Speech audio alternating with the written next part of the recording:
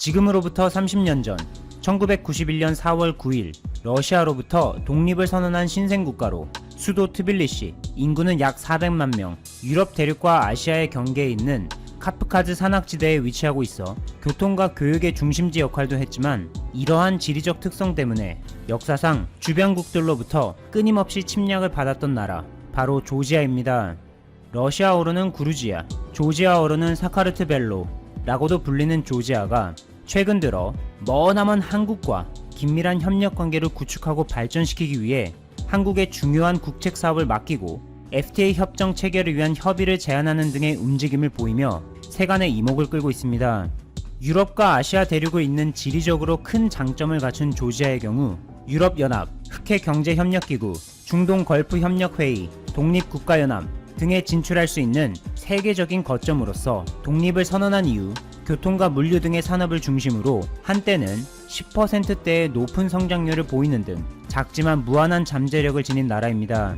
하지만 아직은 상대적으로 독립한 지 얼마 되지 않은 신생국가인 조지아는 국가의 인프라가 다소 취약한 편으로 지난 2008년 글로벌 금융위기를 맞아 그 성장세가 급격하게 떨어지며 침체기를 겪기도 했는데, 특히 겨울철에는 해외에서 수입하는 전력에 높은 의존도를 보여 안정적인 인프라 구축이 시급한 과제로 남아있는 현 실정이죠. 이러한 상황에서 조지아는 특단의 조치를 취하게 되는데, 그것은 바로 대한민국과 손을 잡고 인프라를 차근차근 구축해 나가는 것으로, 그중 하나가 바로 조지아의 에너지 자립에 관련된 매우 중요한 사업입니다. 환경부의 발표에 의하면 조명래 환경부 장관은 지난달 29일 서울 서초구에 위치한 한강홍수통제소에서 조지아의 나티아 투르나바 경제지속개발부 장관과 화상회의를 가졌는데, 이 회의에서 조지아의 낸스크라 수력발전 사업과 관련해 협력 방안에 대해 논의했습니다. 조지아 정부는 지난 2012년 한국수자원공사의 사업 참여를 제안했고, 이를 위해 JSC 낸스크라 하이드로라는 합작 법인을 공동으로 설립해 이번에 낸스크라 수력발전 사업을 발주하게 된 것입니다. 총 1조 5천억 원의 규모로 한국수자원공사 역사상 최대 규모의 해외 사업이 된 이번 낸스크라 수력발전 사업의 내용은 다음과 같습니다.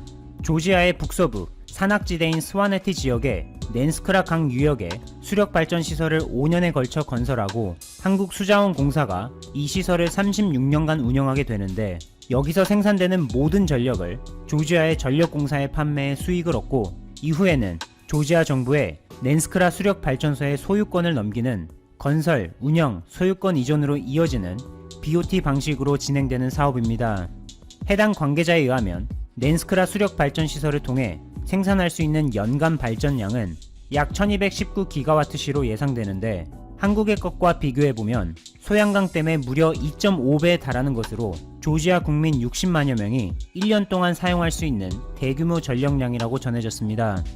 따라서 조지아 입장에서는 자국의 에너지 자립이 걸려있는 최대의 국책 사업인 만큼 매우 중요한 사안이기 때문에 이번 화상회의를 통해 조지아의 투르나바 장관이 그 중요성을 다시 한번 강조하면서 믿고 맡길 수 있는 한국과 손을 잡고 긴밀한 협력 관계를 구축하려는 것이죠.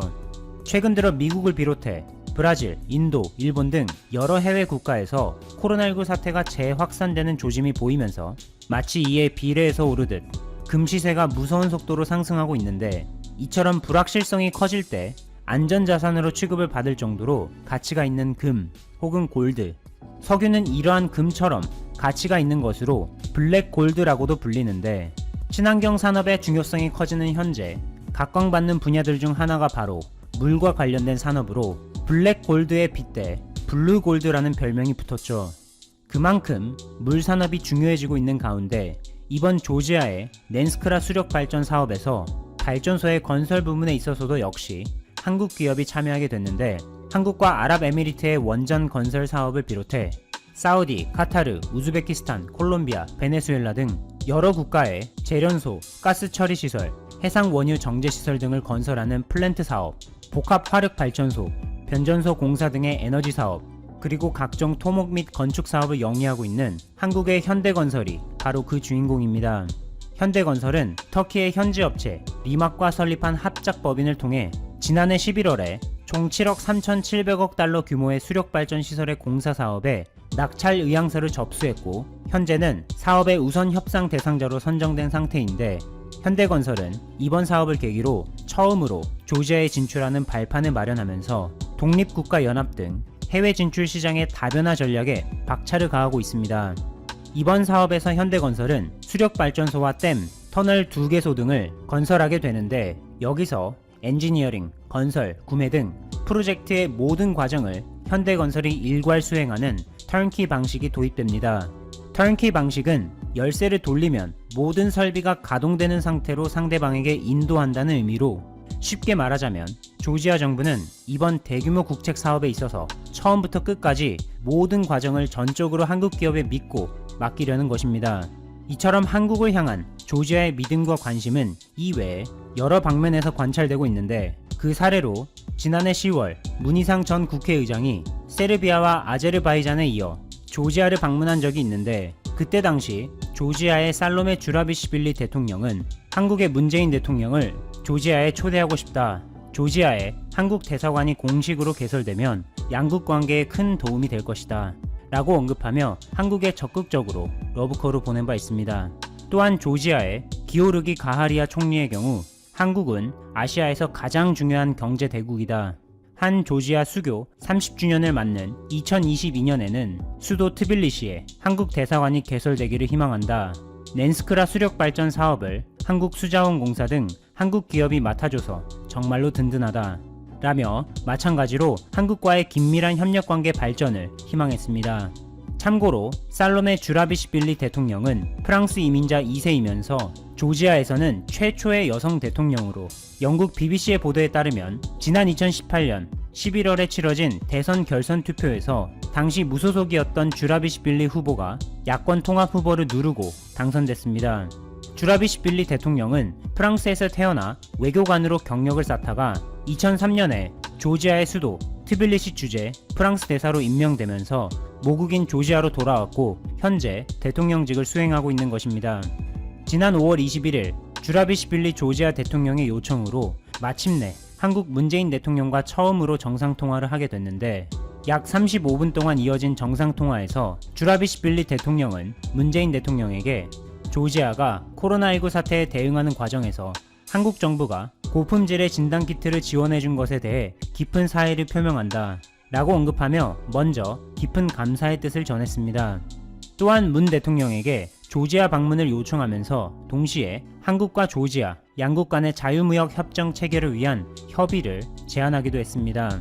뿐만 아니라 조지아에서는 올해 10월에 총선을 치룰 예정으로 이미 4월에 코로나19 사태의 확산 속에서도 전국 단위의 총선을 무사히 치른 한국에 자문을 구하는 등 정상회담에 버금가는 정상통화였죠. 문재인 대통령 역시 한국에 대한 조지아 대통령의 신뢰와 관심에 조지아는 한국의 신북방 협력의 중요한 파트너 국가이다. 한국 기업의 낸스크라 수력 발전 사업 참여를 비롯해 양국 간의 항공협정 체결 등이 앞으로 한국과 조지아 양국의 실질적인 협력을 강화하길 기대한다. 라고 언급하며 더 긴밀한 협력 관계 발전을 기대한다고 밝혔습니다. 참고로 베트남, 인도네시아, 싱가포르, 말레이시아, 태국 등의 아세안, 그리고 인도와의 교류 협력을 끌어올리는 신남방 정책이 있다면 신북방 정책은 마찬가지로 유라시아 국가와의 교류 협력을 강화하는 정책으로 이 전략에는 유라시아 거점국인 조지아도 포함되어 있습니다. 영화나 소설에서 우리에게 흡혈귀 캐릭터로 익숙한 이름 드라큘라. 최초로 흡혈귀 캐릭터 드라큘라를 세상에 선보인 것은 아일랜드의 괴기 소설가로 유명한 브램 스토커라는 작가로 15세기 루마니아 트란실바니아 출신의 블라드 3세 드라큘라를 모델로 하고 있습니다. 루마니아어로 가시와 같은 뾰족한 것을 뜻하는 체페시라는 별명을 얻어 블라드 체페시로도 잘 알려진 그는 아버지 블라드 드라쿨의 아들임을 나타내는 이름인 블라드 드라큘라라는 이름을 살아생전에 매우 자랑스러워했다고 하는데요. 참고로 드라쿨은 루마니아어로 용 혹은 악마 이렇게 두 가지 의미를 가지고 있다고 합니다. 실제로 흡혈귀라는 존재는 아니지만 드라큘라로 유명한 루마니아는 인구 1923만 명, 수도는 부크레슈티로 유럽 남동부에 위치한 나라죠. 로마인의 나라라는 뜻을 가진 루마니아는 로므니아라고 불리기도 하는데 불가리아, 세르비아, 헝가리, 우크라이나, 그리고 몰도바와 국경을 접해 루마니아어 외에도 헝가리어나 독일어도 사용합니다.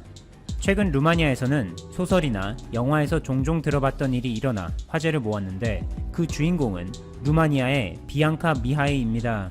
루마니아의 남동부에 위치한 부저우에 거주하는 비앙카 미하이는 지난 2018년 TV 탤런트 쇼에 참가했던 가수로 어느 날 친구가 보던 메이크업 관련 영상을 보고는 깜짝 놀랄 수밖에 없었습니다. 그 영상 속에 자신과 너무나도 닮은, 아니 똑같이 생긴 여성이 있었기 때문인데요. 자신의 두 눈으로 보고도 믿기 어려웠던 그녀는 자신의 부모님에게도 영상을 보여줬고 그들 역시 믿을 수 없다는 듯 놀랐는데 심지어 할머니의 경우 그 여성을 손녀로 착각할 정도였습니다. 그 영상 속의 여성은 아랍에미리트 두바이에 거주하고 있는 팔레스타인과 시리아의 혼혈인 라나 알 베이크라는 모델입니다. 두바이에 사는 라나의 경우 자신의 어머니가 인스타그램 영상에서 비앙카가 노래하는 모습을 발견하고는 자신의 딸이 노래 부른 것으로 착각하며 이 사실을 알게 되었는데 이후 두 사람은 연락을 주고받았죠. 우리는 이렇게 전혀 관련이 없는 두 사람이 똑같은 생김새를 갖고 있을 때 이들을 도플갱어라고 부르는데 이는 독일어에서 나온 말로 이중으로 다니는 사람을 뜻하며 미신에서 유래됐다고 합니다. 일반적으로 영화나 소설에서는 도플갱어를 만나는 일이 부정적인 현상으로 그려지는 경우가 많은데 이번 케이스 루마니아의 비앙카와 두바이의 라나는 실제로 두바이에서 만나 함께 사진을 찍기도 하고 다음번에는 루마니아에서 다시 한번 만날 것을 약속하기도 하는 등 서로 신기해하며 마치 마법에 걸린 듯한 특별한 경험이었다고 합니다.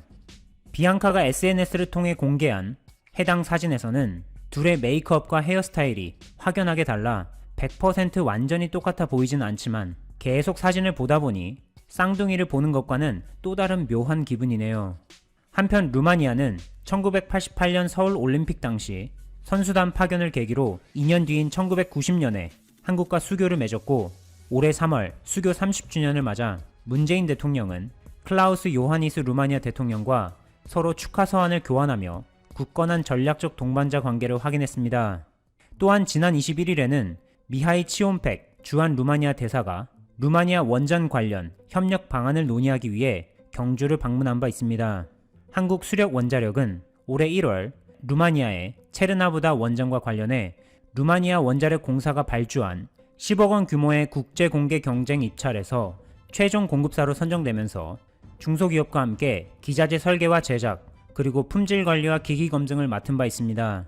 이어서 올해 2월에는 160만 유로 규모의 체르나부다 원전 방패물 저장고 타당성 평가 용역을 수주하는 데 성공하면서 한수원이 한국전력기술과 함께 한국의 우수한 기술을 루마니아에 선보였습니다. 이번에 미하이 치온팩 루마니아 주한대사가 경주를 방문하게 된 것도 이 원전의 운영과 정비에 있어 한국의 협력을 얻기 위해서였는데 이날 대사 일행은 경주 엑스포 공원을 방문하면서 신라 역사 문화에 첨단 기술을 절묘하게 접목시킨 콘텐츠에 감탄사를 연발했다고 합니다. 마침 솔거미술관에서는 일명 한국의 미 3대 거장이라고 불리는 김경인, 박대성, 심정수 작가의 작품 35점을 선보이고 있었는데 이날 대사 일행은 3대 거장 중 한 명인 박대성 화백을 직접 만나 그의 작품에 대한 설명을 들을 수 있는 귀중한 시간을 통해 한국 문화에 대한 관심이 더욱 높아졌고 환상적이었다는 감상평을 남겼습니다.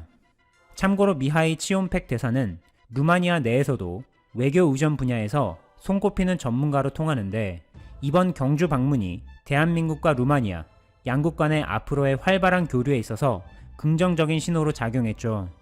한편 루마니아는 신종 코로나 바이러스 감염증의 확산 사태에 있어서 5월에는 그 정도가 주춤하는 듯 보이더니 6월 중순부터 다시 악화돼 최근에는 일일 신규 확진자가 1000명을 넘기는 등 심각한 상황인데 사회적 거리두기의 중요성을 강조하는 수제품이 나와 화제를 모았죠. 이 수제품은 루마니아의 구두 명장으로 유명한 장인이 직접 만든 75cm 길이의 수제 구두로 실용성보다는 그 상징성의 의미를 둔 100유로짜리로 최근까지 5건의 신발 주문이 있었습니다. 올해 3월에는 코로나19 사태에 대응하기 위해 북대서양 조약기구 나토의 수송기까지 동원해 한국산 방호복과 진단키트를 겨우 구입할 수 있었는데 당시 주 루마니아 한국 대사관의 페이스북에 도와주셔서 정말 감사합니다. 루마니아인들은 당신의 지원을 절대 잊지 않을 것입니다. 대한민국은 내 마음속에 있고 영원히 친구가 될 것이다 등의 현지어로 수많은 감사의 글을 남겼고 그중 일부에는 힘차게 펄럭이는 태극기 이미지를